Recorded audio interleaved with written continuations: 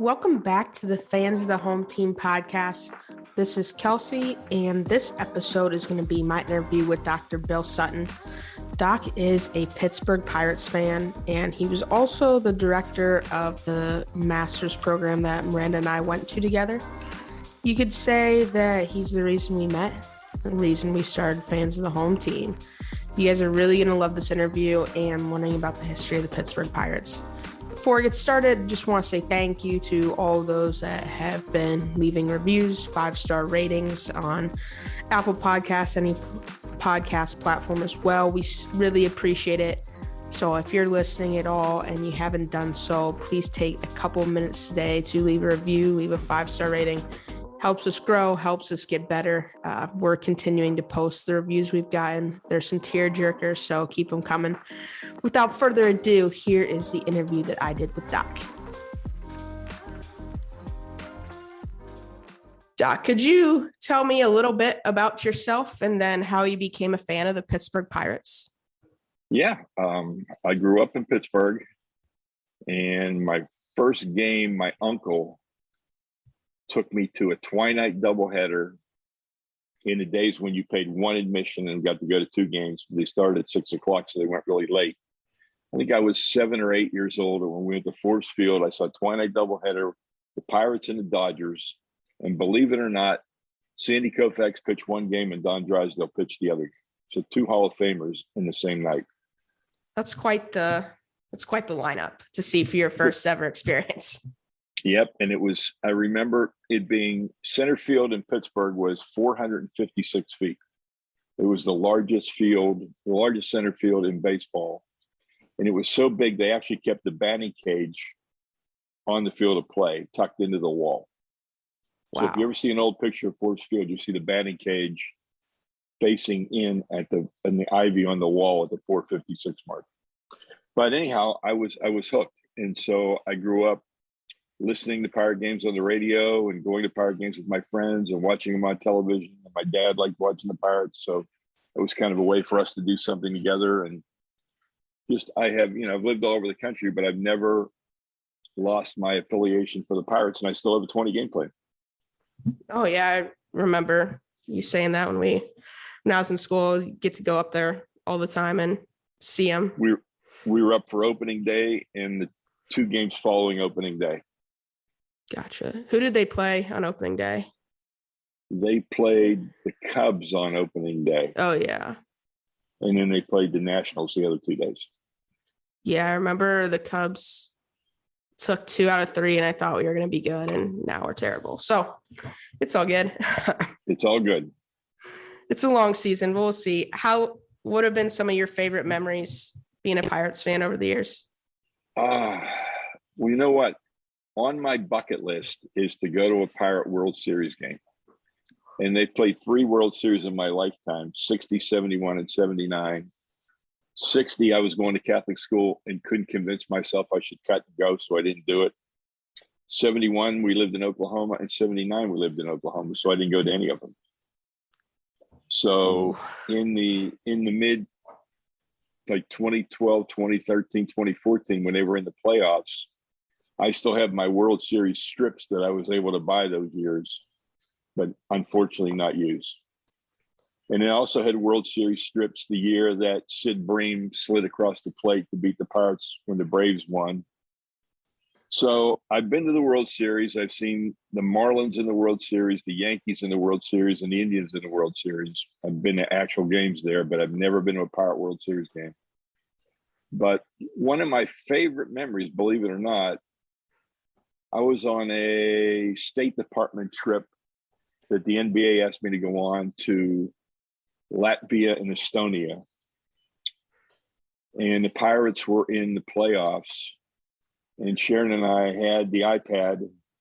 And at 3 o'clock in the morning, Estonia time, we watched the Pirates win their first playoff game. Wow. That's quite the story. Yeah. And, neither of us thought it was weird. Not even when I got the phone bill, which at the time was about $70 to watch that game. That's a small price to pay. Well worth it. Of course. What have been some of your favorite memories actually being in the ballpark in Pittsburgh?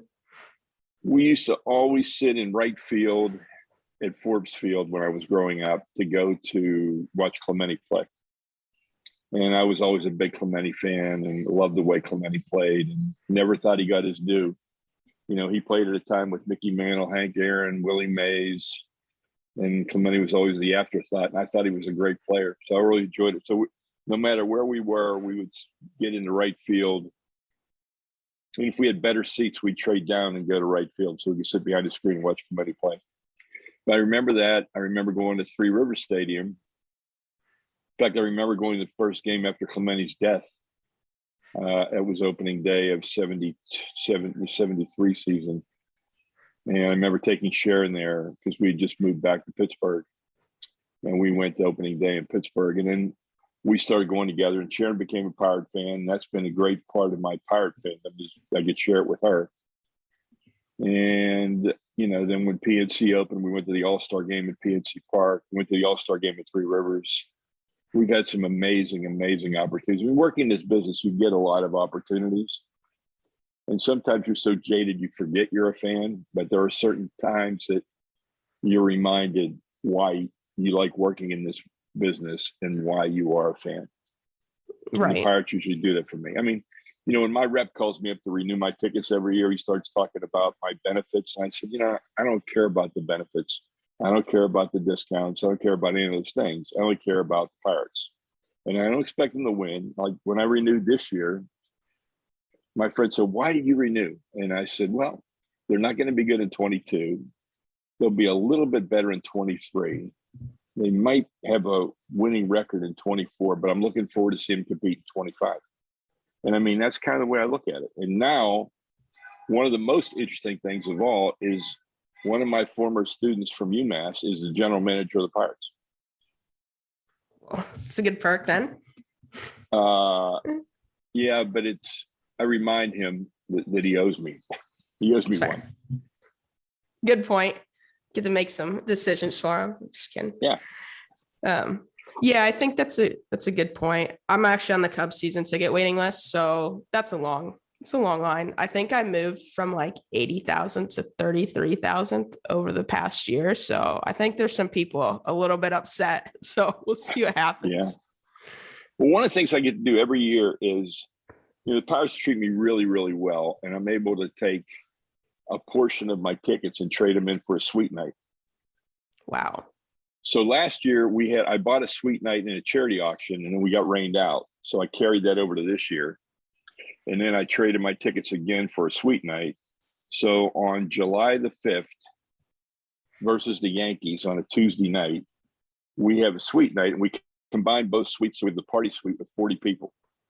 So I'll have all the people I grew up with and all of my friends and their wives, and we will have our event at the ballpark.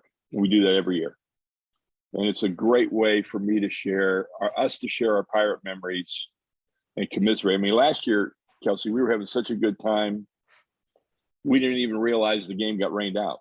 We just thought it was still in a rain delay. And all of a sudden we looked up and they were announcing that the game was postponed.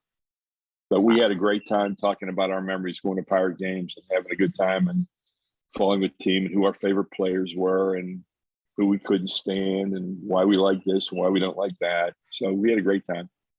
That's super special. I don't think a lot of teams would let you do something like that. No, that's the benefit of not being good. That's fair. Good point. You win some, you lose some. What have been some of your biggest heartbreaks over the years? Without a doubt, the Sid Bream sliding into home plate, ex-Pirate beating the Pirates, taking them out. They should have won the World Series. They should have been in the World Series that year, and they don't go. That was my absolute biggest heartbreak. Followed by the death of Clemente. And, the teams in the teens I thought could have used a little bit of help, and the owner didn't add anybody to those teams and down the stretch. And I thought that was a mistake. And maybe they could have went further. The year they won the game we listened to in Lithuania, we were all excited because we were coming home the next day and we were going to go to one of the games, and then the Cardinals come in and beat them. So just, a little disappointment not getting, being like Moses, looking at the promised land, not being able to go. That's a disappointment. But on the other hand, Sharon and I we have DirecTV. We'll watch north of 100 Pirate games every year on television, which, some people say, well, that's why. And I say some people are addicted to gambling, some to drugs, some to liquor. I'm addicted to the Pirates. And that's my excuse. Just one of those things. I got MLB. It's a better addiction than most, right? That's true. It's definitely better than doing drugs, I would say. Maybe harmful a little bit in its own way, though. So what I try and do is, I have the Pirates, but I've also always, for some reason, liked the Angels. So last night, I watched 2 episodes of Ozark, and then I decided, man, I can't go to bed after watching 2 episodes of Ozark. I need to watch something else. So I flipped on the Angels Rays game and watched the Angels, and I was real happy with that. Yeah, they've got obviously 2 of the best players right now, so they're a fun team to watch when the Kelsey, Pirates aren't doing well. That's right, and I tell people all the time, and people look at me real funny. I said, the best player I've ever seen in my lifetime is Mike Trout. Wow. And I've seen Mickey Mantle, Henry Aaron, Willie Mays. I've seen all those guys. Mike Trout is just unbelievable, special. He's one of a kind. It's kind of a shame that people don't get to see him as much as they should. No, that's the bomb. So whenever I get to the West Coast, I try and get there and go to an Angels game. So I'm excited about going to go see the Angels now at the end of the month, play the Rangers. That's awesome. That's really Yep. cool. Who have been some of your favorite Pirates players of all time? Well, Clemente, my absolute favorite, followed by probably Doug Drabeck. I love Doug Drabeck. I always liked a pitcher that could hit and run the bases and was aggressive and a real leader on the field. I've always liked him. I went to Pirate Fantasy Camp 3 times. So I got to meet Bob Veal and Bruce Keeson and Don Robinson and Bill Mazeroski and Manny Sanguillen, Dave Parker, Willie Stargell. I mean, I've gotten to meet a lot of these guys and play on teams with them and play against them. I remember I pitch when I go to fantasy camp, and I remember one of my fantasies, okay, was I wanted to pitch to Omar Moreno because I thought I could get him out, okay. And I told everybody, I said, when he comes out, I'm going to buzz him inside and then go away. He's going to swing and he's going to hit a ground ball to either second base or shortstop or to get him out. That actually happened. I pitched to Omar Moreno. I got him to ground out. Now, that was followed by me giving up a double to John Candelaria, a pitcher, and he almost took my head off. He had a screamer right back at my head. And so that was my fantasy was short-lived, but it was a reality. But it was fun, And when you go there and you see these guys in a different light, I mean, like Bill Mazeroski could really drink. And he would be out on the ballpark ball field the next day at 9 a.m. And whatever campers were drinking with him the night before were not doing well. Wow. That's incredible that you've gotten to do that 3 times, actually. Not a lot of people can do that. No. And another cool thing I got to do is when I taught at UMass in 1997, we had an entire course called the Jackie Robinson Experience. And we had it underwritten, and one of the guys had sold a minor league team, had a lot of money, and we would bring in a different piece of history every game, right? So we had Larry Doby there. We had Bob Feller. We had Don Newcomb. We had Rachel Robinson. So we would have a lecture for an hour and a half, and then the students would actually get to meet the person we talked about for an hour and a half. It was outstanding, right? Wow. Well, in the second half of that course, I brought in Chuck Tanner and Al Oliver, as Chuck Tanner had fielded the first all-minority lineup in baseball. Chuck Tanner came in and talked about that, and Al Oliver talked about what it felt like being a player on a team, looking around and being part of an all-minority lineup. So I got to do that too. So I got to inject my Pittsburgh Pirates love into that course. And I actually had brought in Bob Veal as well, because he had actually played in the Negro Leagues for a little bit and talked about what that was like. And his father had played in the Negro Leagues. So those were really fun things for me to do. Yeah, it really comes full circle for you, it seems like. Yeah. What's the thing that keeps you being a fan year after year, even though, you've experienced some tough times? I think when you have that initial experience, when you go as a fan, and it has the first time has meaning and it creates so many memories. I think that kind of keeps you going. And then if your friends have a shared passion for your passion, then there's all those people that help fuel your fandom, because you have people to go with, you have people to talk about, and you have people to debate with, and it's a lot of fun. So I would say that was a key. Yeah, I think a lot of younger people more or less root for players now instead of teams. So it's cool to see people who are lifelong fans of certain teams as well. And that's what fantasy sports give you. Fantasy sports give you more of a player affiliation than a team affiliation, because your team's comprised of players on different teams. So now you follow all those games, but you follow the player, you don't follow the team. Right. Yeah, I think it's just kind of it kind of started, I felt like, with the NBA and a little bit with LeBron, but has transformed over to other sports as well. It's just different. Yeah, it's very different. If you were the GM, you took over your former student's job, what are some things you would do to help improve the organization? It's one of those things. I think the only thing that can change the Pirates is a change in ownership. Somebody with deep pockets that wants to spend money. I mean, the system is so broken in baseball that the have-nots are always going to be the have-nots and the haves are always going to be the haves. I mean, the Dodgers payroll last night was roughly 7 times the Pirates payroll. 7 times. Yep. I mean, you're not going to have the talent to compete against that kind of team. And so to win last night was elated. I was elated to see the Pirates win and beat the Dodgers last night. But I know I know it wouldn't happen more than 2 or 3 times out of 10 times. I know that. But a new owner, and people in Pittsburgh they have 2 ideal owners.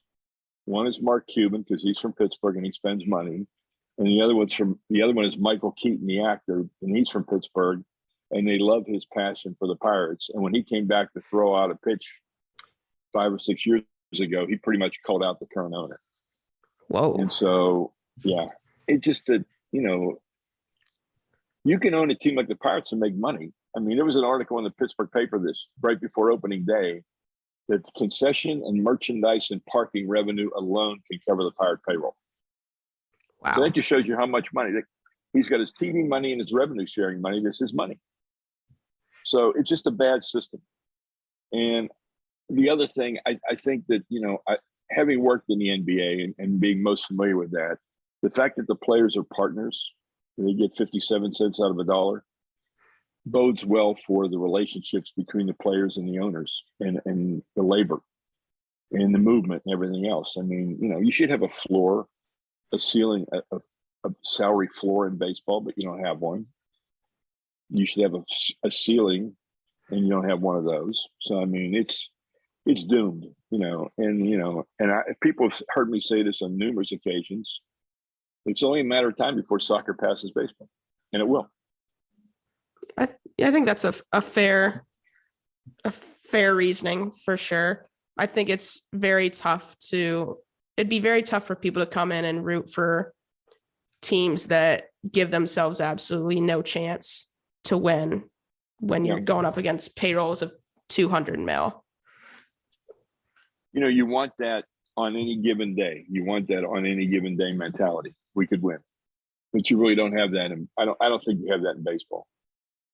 No, and it's hard when you're 7 times down the payroll for 160 games. Like, it's just, the math is not there.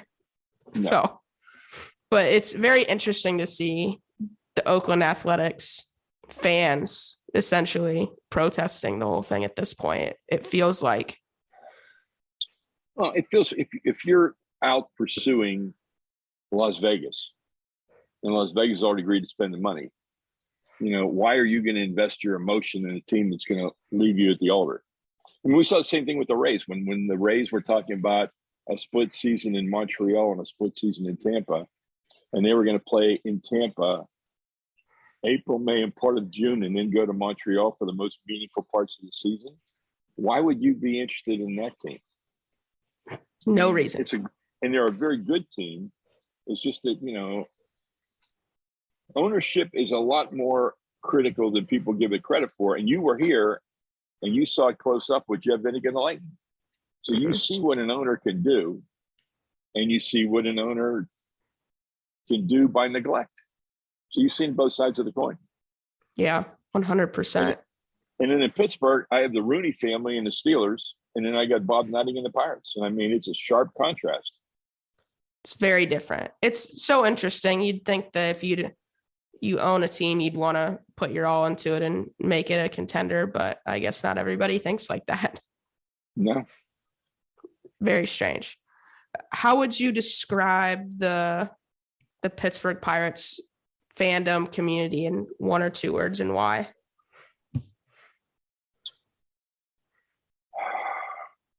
If you invest in them, they'll invest in you. That's how I would describe it. They're when the team was in those three playoff runs, they were sold out. They were doing really, really well, and people were coming out. Young people are coming out. But then you just get discouraged. I mean, if your love isn't reciprocated, like you love the Pirates, but you love them more than the owner loves the Pirates, then you kind of feel like a jilted lover. You feel like you're my date unless somebody better comes along. And so it's a very bitter relationship this year. I mean, we were there for opening day. They had 34,000. The next day they announced 9 and they might have had 4. And the next day they announced 11 and they probably had 8. Wow. That's not good. No, I mean, they came out on opening day because opening day is an event. Right. And then it was, they're going to show, they're going to vote with their wallets. I mean, they'll come out for fireworks. I mean, anytime there's fireworks in Pittsburgh, you'll get north of 25,000 people, just like clockwork. It doesn't matter who they play. Nothing matters. It's fireworks night, and they'll come out for that. Dude, people love fireworks nights. People love fireworks. They'll come out for the Yankees series. They'll come out for the Red Sox series. That's it. I mean, I remember, there are a couple really true baseball markets. St. Louis is the best baseball market, I think, in the country. And when I lived in St. Louis in the early 90s, another time when the Pirates were good, the Pirates were in first place. The Cardinals were in last place. And the Cardinals were drawing 42,000 people for games with the Pirates. And the Pirates were drawing about half that for games against the Cardinals in Pittsburgh. So because some markets are just better than others. Yeah, that's a good point. I was meaning to ask, when they switched over to PNC Park, what was that like for you? It was a baseball-only park. It was gorgeous. It's one of the 3 best ballparks in the country. And I always take Fenway and Wrigley out because they have the historical element of 100-year-old parks, and they're an attraction in and of themselves. But I would put put Petco, AT&T, and PNC are I think the 3 most attractive parks to go to, the most fun places to go. And so the fans just embraced it. And now the slogan is "Great ballpark. Too bad we don't have a baseball team." I've been there once. It's beautiful. It's been phenomenal. And on a fireworks night, when all those fireworks reflect in all those buildings across the river, it's unbelievable. Yeah, it's definitely one of my favorite parks I've been to as well. But Wrigley still is the best. That's a little bit biased. Well, you got to go to Petco because you can bring your dog every day, and I know how much you love your dogs. So I'll just fly him out there. Petco's special. Yeah, I definitely want to get to all of them at some point. So we'll see what happens. I'm sure you've been to most. I think I've been to all of them except for the new one in Atlanta and the new one in Texas. And I've never gone to the one in Cincinnati. So those three. You never been to the Reds do have a nice ballpark. It's just empty most of the time. It's a nice softball stadium. Pretty much. We usually would just get the $12 tickets and then move down to the first few rows because there's nobody there and they don't stop you because they want to look good for TV. Well, and then in Pittsburgh, you can always do the $3 handshake to the usher. Just put a couple wadded up dollar bills and shake hands with the usher and he'll let you move down. That's smart too. Last question for you. If you could tell the Pirates, fandom, what they've meant to you over the years, what would you say? There's nothing like sharing a Pirate victory, especially something like a walk-off or a come-from-behind victory with your family and friends. Like last night, Sharon and I turned on the Pirate game after we watched Ozark, and they were winning. They were winning 2-1 at the time. And then this kid they brought up from Double-A, Jack Swaritsky or something like that. It's a 3-run jack. And Sharon and I were just all excited just watching that. And we decided we would watch the post-game show and hear the interviews. And, the guy that interviews people is terrible, but we just want to see the players, and players were all excited. I mean, it's, winning's contagious, but when you're a Pirate fan, you get to root for David against Goliath way more than you'd like to. But there's something special when David wins, especially when David beats the Dodgers or the Yankees or somebody like that. So it's always good when someone beats those teams. It is. It's special. Awesome. Well, I appreciate it, Doc. This has been awesome. Oh, my pleasure. I love talking about Pirates, and I love going to games. So hopefully we'll go together one day, Kelsey. I think so. You can make the drive over, and I'll meet you there. Thank you so much for listening to the podcast, and thank you to Doc for doing this interview with me and giving us an insight into your Pirates fandom. Next episode is going to be Miranda and I talking about the differences in men's and women's sports, also the differences between men and women working in the sports industry. Check out our link tree, which you can find in the description of the episode. This is our one-stop shop for you to find all of our social media accounts and also sign up to share your fandom story with us. So you don't miss any upcoming podcasts, subscribe to us on whatever platform you're listening on. Like I said in the intro, please take some time, leave that review, 5-star rating. It really does help. Totally makes our days. Thank you again, and we'll see you next Wednesday.